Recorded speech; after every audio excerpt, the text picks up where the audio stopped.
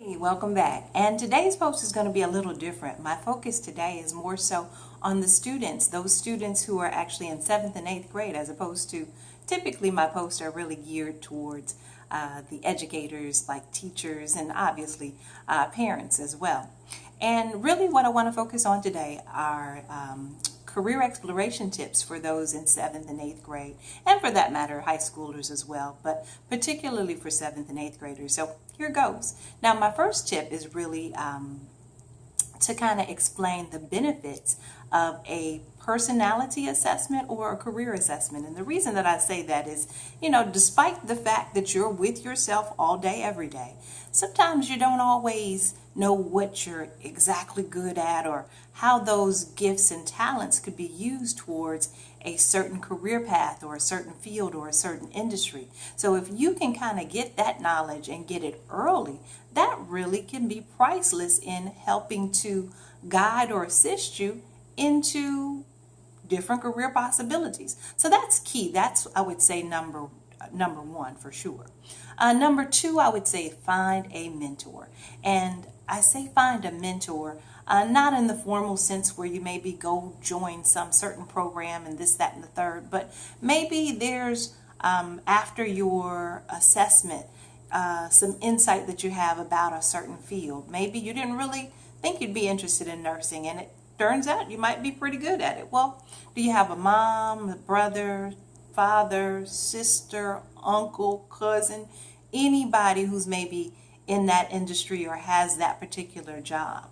If so, maybe talk to them. And if they don't particularly have any involvement in those fields, but maybe they know someone that is in those industries, it's no harm in asking them if maybe you could speak with that person for maybe 10, 15 minutes, at least 15 minutes, to kind of pick their brain and see what a day in the life is of a nurse is like, or a civil engineer, and that sort of thing. You might walk away with some real insight that could be priceless. You may not know that maybe doctors or nurses work for several hours on end, nonstop.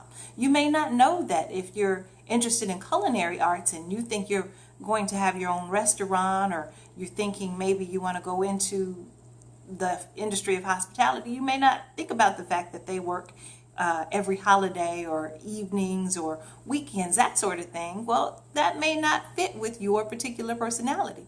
You kind of want to know those things early on, and you know what? The earlier the better, quite frankly. So getting some insight from a mentor, somebody who's actually in that particular field, can be really helpful and really insightful.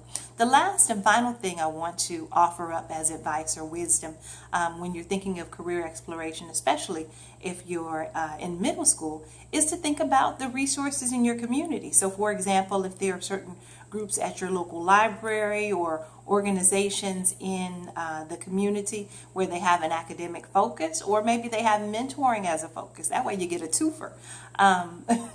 That's another opportunity as well. So those are the 3 tips that I would give to a middle schooler that's definitely thinking of being college bound, but first of all, trying to put together a college or a career exploration plan. So that's my time for the day. That's my tip for today. And remember those 3 tips. Number 1, do an assessment.